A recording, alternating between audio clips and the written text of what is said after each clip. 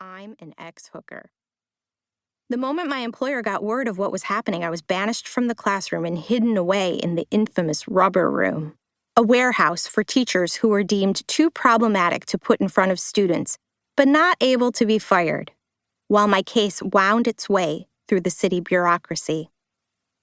All through that fall and winter, I fought hard to keep my job, but the fight was over. The press conference at the National Arts Club was my last-ditch effort to save face. When my all-star attorney, Gloria Allred, and I emerged, the room of reporters came alive like an animatronic display. For a moment, I felt as powerful a villain as they'd made me out to be. Gloria spoke first, calling the whole situation a witch hunt. "Everyone has a past," Allred said, "and people should be judged for what they do while they are employed, and not for their past sex life." Cameras and microphones pointed at Gloria, the professional, while I fixed an earnest look on my face. As she talked, I focused on looking normal, or whatever I thought normal looked like in a situation like that. I believed then, as I do now, that there is nothing morally wrong with working as a prostitute. Women have the right to do with their body what they please, and individuals who work in the sex trades deserve rights and protections. I believed in my right to speak freely about my past and share my opinions, however controversial, and I stood firm in all these convictions. But the unrelenting humiliation, the shame I felt in that moment had me doubting myself and my beliefs. When Gloria finished, I stepped over to the mic. "I have decided to resign as a teacher for the New York City public school system," my speech began.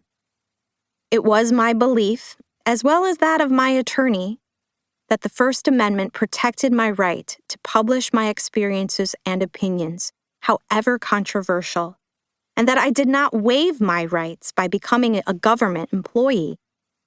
The Department of Education, however, disagreed. My speech went on.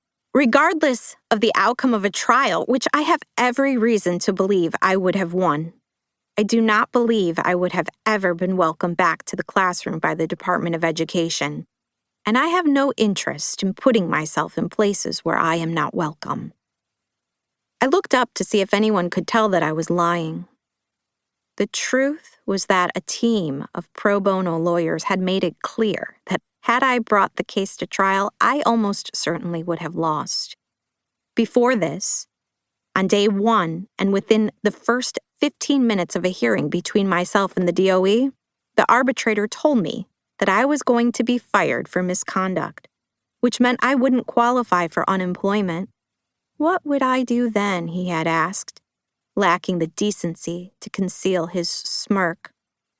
I had no savings, no family, no means to support myself. 5 months after the scandal first broke, I had no job on the horizon. I was unemployed and unemployable. I was choosing to surrender my rights and resign rather than see my case to trial in exchange for the promise that the DOE wouldn't contest my claim for unemployment insurance. Without it, I didn't know what I'd have to do to survive, and I was terrified. With those words, I quit my job in front of the entire New York City press corps. My mortification was complete. Shame is a pernicious emotion that defies definition. It's the painful distress that comes from knowing you've not lived up to an expectation, however unrealistic or impossible that expectation might be. Not only have you failed, but in shame, you hold yourself singularly responsible for that failure. At its core, shame is an existential feeling of unworthiness and profound inadequacy. It is not just the fear that others will find you unlovable. It is a deep-down fear that you don't deserve to be loved. Shame makes a person feel unique. You feel extraordinary, but it's a painful exceptionalism. In recovery, you'll sometimes hear it described as feeling like a piece of shit.